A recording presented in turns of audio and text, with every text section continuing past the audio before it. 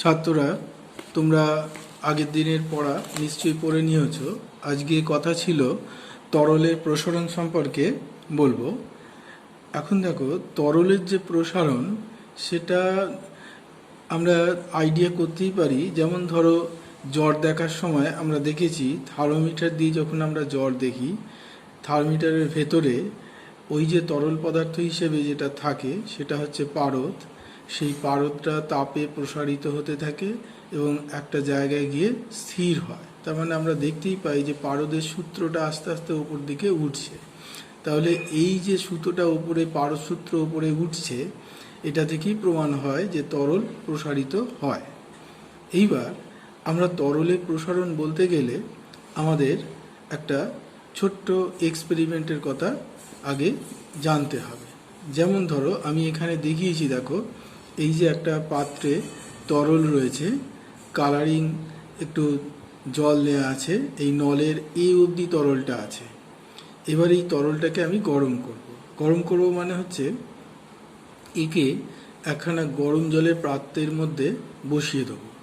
দেখো, গরম জলের পাত্রের মধ্যে বসালে প্রথমে তরলের এই যে তলটা এ থেকে আস্তে আস্তে বি অবধি নামবে। এখন তোমরা বলতে পারো যে স্যার, তাপ দিলে তো তরল প্রসারিত হয়, তাহলে আয়তনটা কমছে কেন? হ্যাঁ, এটাও তোমরা বুঝতে পারবে। আস্তে আস্তে বি অবধি নামলো, নেমে তারপরে আবার দেখবে আস্তে আস্তে এটাও তরলের আয়তনটা বাড়তে বাড়তে আবার সি অবধি গেল। তাহলে এই কেন কমলো? প্রথমে আমি যখন তাপ দিয়েছিলাম সেই তাপে পাত্রটা প্রসারিত হয়, কারণ তরলকে কোনো না কোনো পাত্রের মধ্যেই আমাদের রাখতে হবে। তাহলে সেই পাত্রটা প্রসারিত হলো। পাত্রটা প্রসারিত হলে কি হলো না, পাত্রের আয়তন বাড়লো। আয়তন বাড়লে কি হবে? এবার তরলটা তো একই আছে আপাতত, তার মানে তরলের এই যে তলটা আস্তে আস্তে নিচের দিকে বি অবধি নামবে। অর্থাৎ এ থেকে বি পর্যন্ত যে প্রসারণটা হলো সেটা হচ্ছে পাত্রের প্রসারণ। তাকে আমি লিখে রেখেছি। এইবার আস্তে আস্তে তরল গরম হতে থাকলো। তরল যখন গরম হবে তাহলে তরল এবার আয়তনে প্রসারিত হতে থাকবে। বি থেকে আস্তে আস্তে সি অবধি গেল। তাহলে এই যে বি থেকে সি পর্যন্ত যে প্রসারণ হলো তরলের, সেই যে প্রসারণ সেটাকে আমরা বলছি তরলের প্রকৃত প্রসারণ। কারণ তরলটা প্রকৃত বি থেকে সি পর্যন্ত প্রসারিত হয়েছে, কিন্তু আমরা তো তরলটা দিয়েছিলাম এর অবধি। তাহলে আলটিমেট আমরা দেখলাম সি। তাহলে এ থেকে সি পর্যন্ত যেটা আমরা দেখলাম সেটা একটা তরলের আপাত প্রসারণ। তাহলে আপাত আমরা দেখলাম তরলটা এ থেকে সি পর্যন্ত প্রসারিত হলো। তাহলে আমরা বলতে পারি যে তরলের প্রকৃত প্রসারণ ইজ ইকুয়াল টু তরলের আপাত প্রসারণ প্লাস পাত্রের প্রসারণ। এইবার তাহলে যেহেতু তরলের দুরকম প্রসারণ আমরা দেখলাম, একটা হচ্ছে প্রকৃত প্রসারণ আর একটা হচ্ছে তরলের আপাত প্রসারণ। তোমরা জেনে রাখবে যে তরলের প্রকৃত প্রসারণটাই হচ্ছে তার মৌলিক ধর্ম। এরপরে আমরা আসছি যে প্রসারণ গুণাঙ্ক। তাহলে এখানে দুরকম প্রসারণ গুণাঙ্ক হবে। একটা হচ্ছে তরলের প্রকৃত প্রসারণ গুণাঙ্ক আর একটা তরলের হচ্ছে আপাত প্রসারণ গুণাঙ্ক। দেখো, ঠিক আগের মতো মনে করি একটা তরল T1 ডিগ্রি উষ্ণতায় তার আয়তন ছিল V1, T2 ডিগ্রি উষ্ণতায় ওই তরলের আপাত আয়তন হলো V2 ড্যাশ। V2 ড্যাশ, দেখো মাথায় ড্যাশ দেওয়া আছে। তাহলে T2টা অবশ্যই T1 এর থেকে বেশি তাপমাত্রা। তাহলে তরলের আপাত প্রসারণ গুণাঙ্ক, যেটাকে আমরা গামা এ দিয়ে লিখছি, এ সাফিক্সটা কেন দিচ্ছে না, অ্যাপারেন্ট আপাত, সেই হিসেবে gamma a is equal to V2 dash minus V1 মানে আপাত প্রসারণ by V1 into T2 minus T1, অর্থাৎ আপাত আয়তন প্রসারণ বাই প্রাথমিক আয়তন ইন্টু উষ্ণতা বৃদ্ধি। তাহলে একইভাবে এককগুলো তাই হবে, আগে যা ছিল পার ডিগ্রি সেন্টিগ্রেড এবং পার কেলভিন। এইবারে আমরা আপাত প্রসারণ গুণাঙ্ক কাকে বলে একটু জেনে নিই। তাহলে এইখানে দেখো, V1টাকে যদি 1 ধরি আর T2 মাইনাস T1টাকে যদি 1 ধরি, তাহলে gamma a is equal to V2 dash minus V1। তার মানে কি হচ্ছে না, একক আয়তনের তরলের তাপমাত্রা যদি একক ডিগ্রি বৃদ্ধি করা হয় তাহলে যতটা তার আপাত প্রসারণ হবে সেটাই হচ্ছে তার আপাত প্রসারণ গুণাঙ্ক। ঠিক একইভাবে তরলের প্রকৃত প্রসারণ গুণাঙ্ক আমরা যদি বলি, দেখো যে তরলের প্রকৃত প্রসারণ গুণাঙ্ক, মনে করি T1 উষ্ণতায় তরলের আয়তন V1, T2 উষ্ণতায় তরলের প্রকৃত আয়তন V2, প্রকৃত আয়তন কিন্তু। তাহলে প্রকৃত প্রসারণ গুণাঙ্ক গামা আর দিয়ে লেখা হয়, আর মানে রিয়াল এক্সপানশন, সেই হিসেবে গামা আর হলে গামা আর ইজিকাল টু যতটা আয়তন বাড়লো প্রকৃত V2 মাইনাস V1 বাই প্রাথমিক আয়তন V1 into T2 minus T1, অর্থাৎ প্রকৃত আয়তন প্রসারণ বাই প্রাথমিক আয়তন ইন্টু উষ্ণতা বৃদ্ধি। এইবার এক্ষেত্রেও আমরা সেই একই রকমভাবে এককগুলো পাবো পার ডিগ্রি সেন্টিগ্রেড আর পার কেলভিন। ঠিক আছে, এগুলো আর লিখলাম না এখানে। কাকে বলে না, একক আয়তনের তরলের তাপমাত্রা একক ডিগ্রি বৃদ্ধি করলে তার যতটা প্রকৃত আয়তন প্রসারণ হয় সেটাকেই বলছি আমরা প্রকৃত আয়তন প্রসারণ গুণাঙ্ক। তাহলে এই তিনটের মধ্যে সম্পর্ক হচ্ছে প্রকৃত আয়তন প্রসারণ গুণাঙ্ক ইজ ইকুয়াল টু তরলের আপাত প্রসারণ গুণাঙ্ক প্লাস পাত্রের প্রসারণ গুণাঙ্ক। এইখানে এই অবধি মোটামুটি তরলের প্রসারণ আমরা শেষ করছি। এরপরে আমরা যেটা যাব সেটা হচ্ছে গ্যাসের প্রসারণ। এখন দেখো, গ্যাসের প্রসারণ বলতে গেলে আমরা গ্যাস প্রসারিত হয়, তোমরা দেখো সবাই জানো, ক্লাস করছো, মাঠে অনেক সাইকেল রয়েছে, হঠাৎ দেখলে একটা সাইকেল হঠাৎ করে তার টায়ারটা ফেটে গেল, সাইকেলে আওয়াজ হলো। তাহলে এটা কেন হয়? এটা হওয়ার কারণ আর কিছুই না, গ্যাসের প্রসারণ। ধরো যে সাইকেলের টায়ারটা একদম পাম্প দিয়ে ভর্তি করে আনা হয়েছিল, এইবার রোদ্দুরে থেকে থেকে কি হলো, তাপ পাচ্ছে। তাপ পেলে কি হবে, ওই যে টায়ারের ভেতরে যে হাওয়াটা ছিল টিউবের ভেতরে, সেই হাওয়াটা কি হবে, বায়ুটা প্রসারিত হবে। প্রসারিত হলে কি হবে, সে আর জায়গা পাবে না, জায়গা না পেলে তখন টিউবটাকে ফাটিয়ে দিচ্ছে। তাহলে এটা হচ্ছে গ্যাসের প্রসারণের একটা উদাহরণ।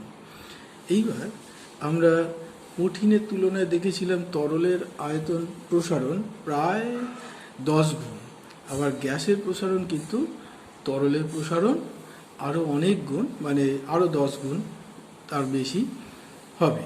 এইবার এখানেও কিন্তু একখানা অন্যরকম, আমরা কঠিনের ক্ষেত্রে তরলের ক্ষেত্রে যদি যাই, তরলের দেখা যায় যে জলের একরকম প্রসারণ, পারদের একরকম প্রসারণ, পারদের থেকে তারপরে অ্যালকোহলের আর একরকম প্রসারণ দেখা যায়, পারদের থেকে অ্যালকোহলের প্রসারণ প্রায় 7-8 গুণ বেশি। তাহলে এক্ষেত্রে গ্যাসের ক্ষেত্রে কিন্তু যে কোনো গ্যাস নিলে দেখা যাবে প্রত্যেকের প্রসারণ একই, প্রসারণ গুণাঙ্ক। প্রসারণ বলতে আমরা এখানে প্রসারণ গুণাঙ্কটা বলি।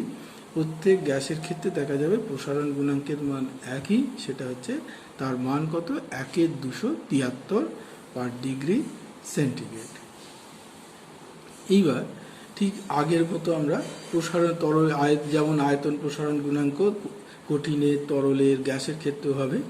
ধরা যাক গ্যাসের ক্ষেত্রে কিন্তু তাপ দিলে কি হয়, গ্যাসের এখানে একটু অন্যরকম হয়। একই সঙ্গে গ্যাসের চাপও বাড়ে, আবার তার সঙ্গে আয়তনও বাড়ে। সেই জন্য গ্যাসের যে প্রসারণ আমরা এখানে বলবো, চাপটাকে স্থির রেখে আয়তনটা কত বাড়ে সেই হিসেবে আমরা হিসেব করে বলবো। ধরা যাক স্থির চাপে কোনো নির্দিষ্ট ভরের গ্যাসের 0 ডিগ্রি সেন্টিগ্রেড উষ্ণতার আয়তন V0, T ডিগ্রি সেন্টিগ্রেড বৃদ্ধি করা হয়েছে, সেই উষ্ণতায় আয়তন হচ্ছে VT। এই যে 0T মানে 0 ডিগ্রিতে V0 সাফিক্স দেওয়া আছে, T ডিগ্রিতে VT।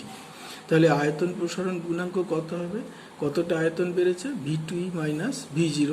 প্রাথমিক আয়তন ছিল V0, আর কতটা উষ্ণতা বেড়েছে, আগে ছিল 0, পরে T minus 0, that is V0 T এর নিচে হয়েছে, তার মানে VT minus V0 by V0 T।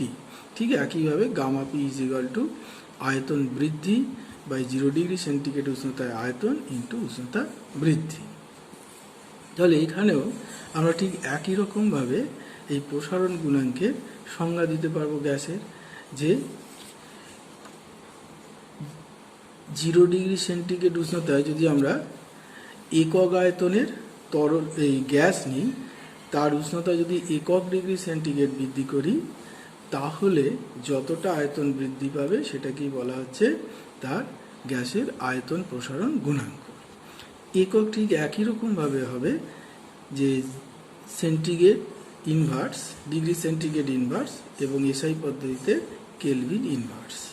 এই আমরা কঠিন বা তরলের ক্ষেত্রে দেখেছিলাম যে বিভিন্ন কঠিন এবং বিভিন্ন তরলের যে প্রসারণ গুণাঙ্কের মানগুলো সেগুলো ভিন্ন, কিন্তু গ্যাসের ক্ষেত্রে একটা বৈশিষ্ট্য হচ্ছে যে প্রত্যেকটি গ্যাসের ক্ষেত্রে এই আয়তন প্রসারণ গুণাঙ্কের মান একই।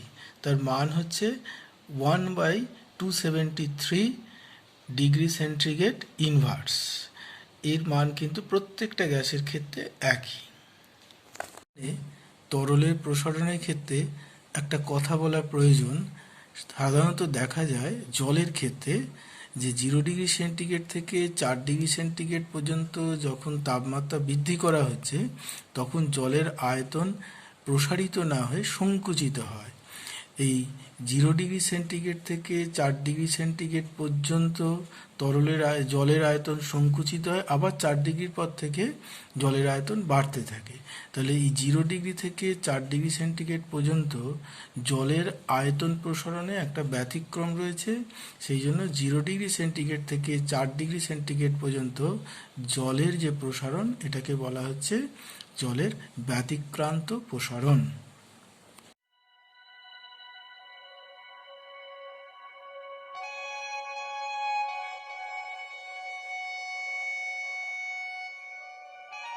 ছাত্ররা, আজকে যে জিনিসটা নিয়ে আলোচনা করব সেটা হচ্ছে তাপের পরিবহন।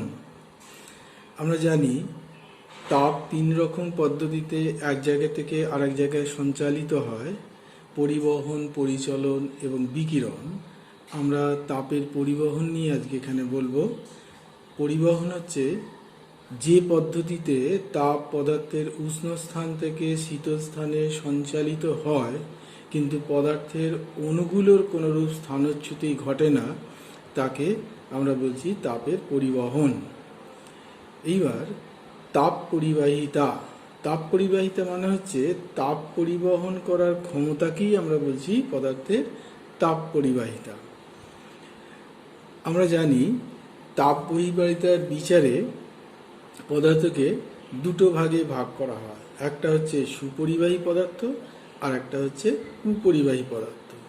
যে সকল পদার্থের মধ্য দিয়ে সহজেই তাপ চলাচল করতে পারে তাকে আমরা বলি তাপের সুপরিবাহী পদার্থ। যেমন রূপো, তামা, অ্যালুমিনিয়াম, এসব ধাতুগুলো। এছাড়া অধাতুর মধ্যে রয়েছে গ্রাফাইট। কুপরিবাহী পদার্থ হচ্ছে তাপের যে সকল পদার্থের মধ্যে দিয়ে তাপ সহজে চলাচল করতে পারে না তাদের আমরা বলছি তাপের কুপরিবাহী পদার্থ। যেমন কাঁচ, কাঠ, তুলো, বায়ু, বেশিরভাগ অধাতু। এইবার একটা পদার্থ কতটা তাপ পরিবহন করে সেই ব্যাপারে ইঞ্জেন হজের একটা পরীক্ষা আছে। সেই পরীক্ষাটা আমি এখানে একটু বলবো। দেখো, এখানে একটা পাত্র আছে। পাত্রের মধ্যে 4টে ছিদ্র আছে। সেই ছিদ্র দিয়ে দেখো 4টে আমি দণ্ড, একটা তামা, একটা অ্যালুমিনিয়াম, একটা লোহা এবং একটা কাঁচের দণ্ড আমি মোম লাগিয়ে, একটা মোমের প্রলেপ দিয়ে এখানে ঢুকিয়ে রাখা হয়েছে। এবার এই পাত্রে আমি গরম জল ঢাললাম, ফুটন্ত জল। ঢাললে কিছুক্ষণ বাদে আমরা কি দেখব না, আজকে আমি যেটা নিয়ে আলোচনা করব সেটা হচ্ছে তাপের পরিবহন। আমরা জানি তাপ 3টে পদ্ধতিতে এক জায়গা থেকে আরেক জায়গায় যাওয়া আসা করতে পারে। সেই 3টে পদ্ধতির নাম হচ্ছে পরিবহন, পরিচলন এবং বিকিরণ। আমাদের এখানে আলোচনার বিষয় হচ্ছে তাপের পরিবহন। আমরা জানি যে পদ্ধতিতে তাপ পদার্থের উষ্ণ স্থান থেকে শীতল স্থানে সঞ্চালিত হয় কিন্তু পদার্থের অণুগুলির কোনোরূপ স্থানচ্যুতি ঘটে না, তাকেই আমরা বলছি তাপের পরিবহন পদ্ধতি। এইবার তাপ পরিবাহিতা। তাপ পরিবাহিতা ব্যাপারটা কি না, তাপ পরিবহন করার ক্ষমতাকেই বলা হচ্ছে পদার্থের তাপ পরিবাহিতা। এইবার তাপ পরিবাহিতার বিচারে আমরা পদার্থকে দুটো ভাগে ভাগ করতে পারি। একটা হচ্ছে সুপরিবাহী পদার্থ আর একটা কুপরিবাহী পদার্থ। সুপরিবাহী পদার্থ কাকে বলি না, যে সকল পদার্থের মধ্যে দিয়ে তাপ সহজেই চলাচল করতে পারে তাকে আমরা বলছি তাপের সুপরিবাহী পদার্থ। যেমন রূপো, তামা, অ্যালুমিনিয়াম, সকল ধাতুগুলোই সাধারণত এছাড়া অধাতুর মধ্যে রয়েছে গ্রাফাইট। আর কুপরিবাহী পদার্থ যে সকল পদার্থ সহজে মধ্যে দিয়ে সহজে তাপ পরিবাহিত হতে পারে না তাকেই আমরা বলছি কুপরিবাহী পদার্থ। কাঁচ, কাঠ, তুলো, বায়ু বেশিরভাগ অধাতু এবং পদার্থের তাপ পরিবাহিতার জন্যই আমরা দেখো এই যে অ্যালুমিনিয়ামের হাঁড়ি, লোহার কড়াই এইগুলো আমরা ব্যবহার করে থাকি রান্নার কাজের জন্য, কারণ তাপ ওই পদার্থগুলোর মধ্য দিয়ে এসে রান্নার জিনিসকে গরম করে। এইবার বিভিন্ন পদার্থের তাপ পরিবহন করার ক্ষমতা বিভিন্ন।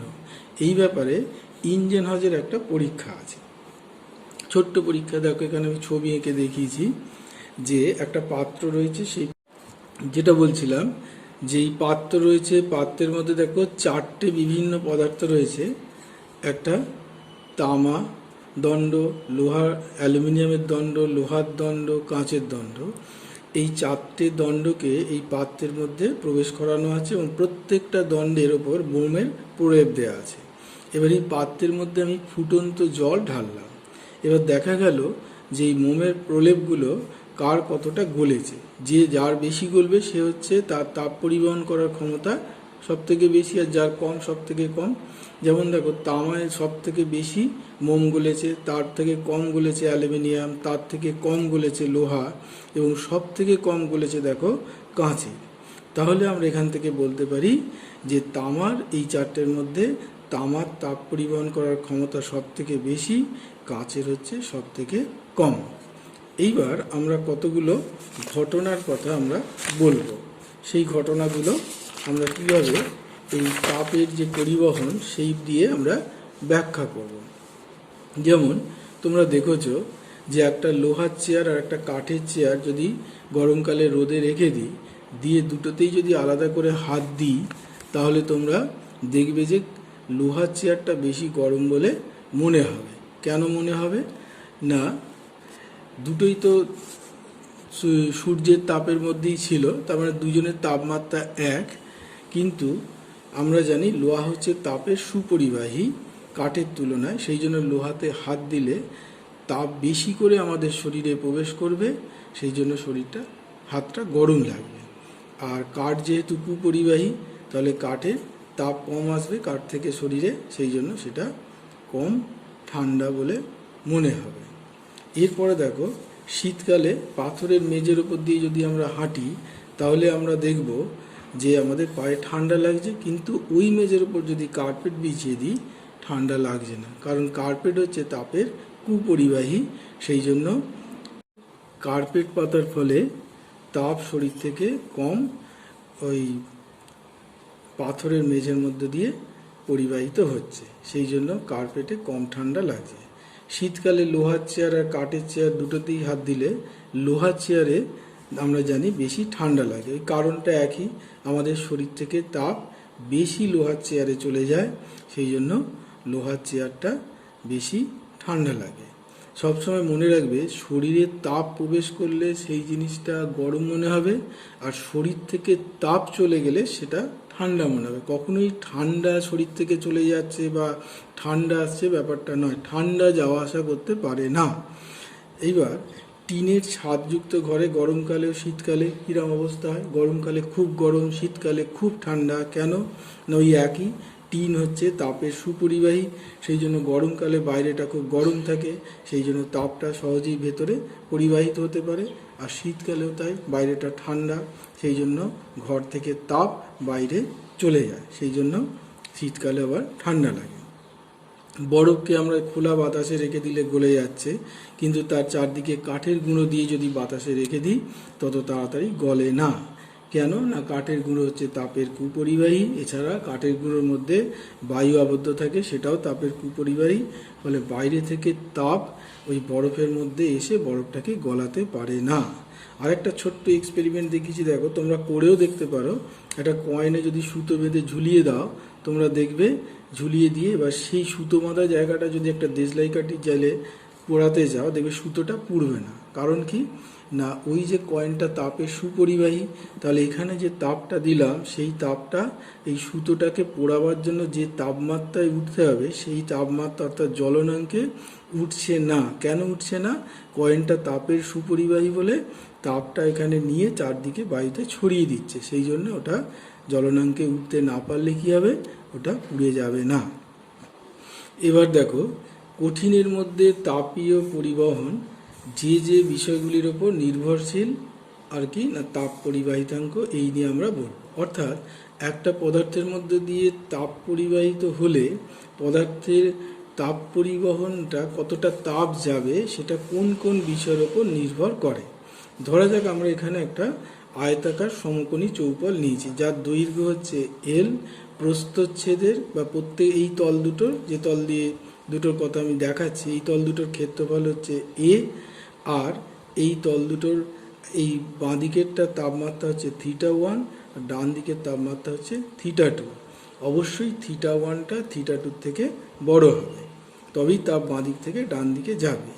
এইবার ধরা যাক টি সময় ধরে তাপ বাঁ দিক থেকে ডান দিকে যাচ্ছে, সেই তাপটা কার সঙ্গে সমান হবে, সেই তাপের পরিমাণটা যদি আমি কিউ ধরি, তাহলে টি সময় কত তাপ যাবে না, দেখা যায় যে এইটা এই ক্ষেত্রফলের সঙ্গে সমানুপাতিক, তাপমাত্রার পার্থক্য মানে θ1 θ2-র সঙ্গে সমানুপাতিক, আর কত সময় ধরে তাপ যাচ্ছে তার সঙ্গে সমানুপাতিক, আর এই দূরত্বের সঙ্গে ব্যস্তানুপাতিক।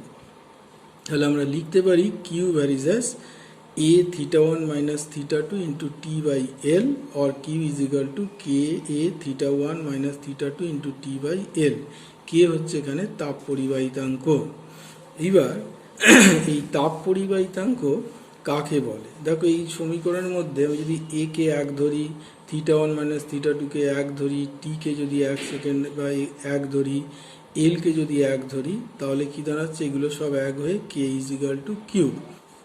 অর্থাৎ একক দৈর্ঘ্যযুক্ত একক প্রস্থচ্ছেদ বিশিষ্ট কোনো পদার্থের দুই প্রান্তের উষ্ণতার পার্থক্য একক ডিগ্রি হলে 1 সেকেন্ডে পদার্থের এক তল থেকে আর এক তলে যে পরিমাণ তাপ পরিবাহিত হয় তাকেই বলা হচ্ছে পদার্থের তাপ পরিবাহিতাঙ্ক। এইবার এই কে অর্থাৎ তাপ পরিবাহিতাঙ্কের একক কে, দেখো এই সমীকরণ থেকে K is equal to QL by A θ1 minus θ2 into T. তাহলে সিজিএস পদ্ধতিতে কে এর একক কী হবে, কিউ এর একক ক্যালোরি, এল এর একক সেন্টিমিটার, ক্ষেত্রফল এর একক সেন্টিমিটার স্কোয়ার, আর তাপমাত্রার একক হচ্ছে ডিগ্রি সেন্টিগ্রেড, আর সময়ের একক সেকেন্ড। এই একটা সেন্টিমিটার কেটে যাবে, কেটে গেলে calorie, centimetre inverse, degree centigrade inverse, second inverse. একই রকমভাবে এসআই পদ্ধতিতে এটা হবে জুল তাপের একক, আর দৈর্ঘ্যের একক মিটার, ক্ষেত্রফলের একক মিটার স্কোয়ার, তাপমাত্রার একক কেলভিন, সময়ের একক সেকেন্ড। তাহলে এটা joule metre inverse, kelvin inverse, second inverse, বা জুল বাই সেকেন্ডকে আমরা ওয়াট বলি, watt metre inverse, kelvin inverse. এবার দেখো কতগুলো পদার্থের তাপ পরিবাহিতাঙ্ক আমি এখানে দিয়েছি। হিরের হচ্ছে 2.39 মাইনাস থেকে 5.26 calorie, second inverse, centimetre inverse, degree centigrade inverse. রূপোর হচ্ছে 0.97 একই একক, তামারও 0.92, লোহার হচ্ছে 0.16, কাঁচের হচ্ছে 0.002, বাইরের হচ্ছে দেখো 0.0006 একই একক, calorie, second inverse, centimetre inverse, degree centigrade inverse. এইবার তাহলে তোমরা এখান থেকে একটা জিনিস বুঝতে পারছো যে এখানে যে কটা লিখেছি তার থেকে সব থেকে বেশি তাপ পরিবাহিতাঙ্ক হচ্ছে হিরে, আর সব থেকে কম হচ্ছে বায়ু। ঠিক আছে, এরপরে আমরা যেটায় যাব সেটা হচ্ছে পদার্থের তাপীয় রোধ। এখন যেটা আলোচনা করছি সেটা হচ্ছে তাপীয় রোধ আর তড়িৎ রোধের মধ্যে সাদৃশ্য। আমরা আগে দেখেছিলাম Q is equal to K A θ1 minus θ2 into T by L, আর কিউ বাই টি অর্থাৎ টিটাকে আমরা নিচে নামিয়ে আনলাম, আনলে কে এ θ1 মাইনাস θ2 বাই এল। তাহলে আবার এই কে এটাকে যদি নিচে নামাই তাহলে আলটিমেট যেটা হচ্ছে θ1 মাইনাস θ2 বাই এল বাই কে, কে এ। তাহলে কিউ বাই টিটা কি? কিউ বাই টি হচ্ছে যে 1 সেকেন্ডে প্রবাহিত তাপ বা তাপ প্রবাহের হার। একইভাবে তড়িৎ প্রবাহের হারকে আমরা তড়িৎ প্রবাহ মাত্রা বলি। তাহলে তড়িৎ প্রবাহ I is equal to VA minus V2 by R। VA minus V2 হচ্ছে দুই প্রান্তের বিভব পার্থক্য, আর হচ্ছে পরিবাহী রোধ। এইভাবে একইভাবে 1 নম্বর সমীকরণটাকে ঠিক এইটার সঙ্গে আমরা তুলনা করব। তাহলে কিউ বাই টি মানে আমার তাপ প্রবাহ, ওখানে ছিল তড়িৎ প্রবাহ। তাহলে θ1 মাইনাস θ2, ওখানে ছিল V1 মাইনাস V2 বাই এখানে এল কে বাই এ। তাহলে দেখো এই যে এল কে বাই এটা, এইখানে আমরা যদি এই সমীকরণ দুটো তুলনা করি তাহলে সেটা আর এর সঙ্গে সমান হচ্ছে, মানে এ যেমন পরিবাহীর আর রোধ ছিল, আর এল বাই কে হলো পরিবাহী তাপীয় রোধ। রোধ মানে কি? পরিবাহীর মধ্য দিয়ে তড়িৎ প্রবাহিত হওয়ার সময় যে বাধার সম্মুখীন হয় সেটাই হচ্ছে পরিবাহী তড়িৎ প্রবাহের রোধ। একই রকমভাবে তাপ প্রবাহের ক্ষেত্রে যখন পরিবাহীর মধ্য দিয়ে তাপ প্রবাহিত হয়, সে যে বাধার সম্মুখীন হয় সেটাকে আমরা বলছি পদার্থটার তাপীয় রোধ। তাহলে তাপীয় রোধের মান যেটা হলো RH is equal to L by K A. এখান থেকে আমরা অবশ্যই দেখতে পাচ্ছি তাপ পরিবাহিতাঙ্কের মান কম হলে তাপীয় রোধের মান বেশি হবে।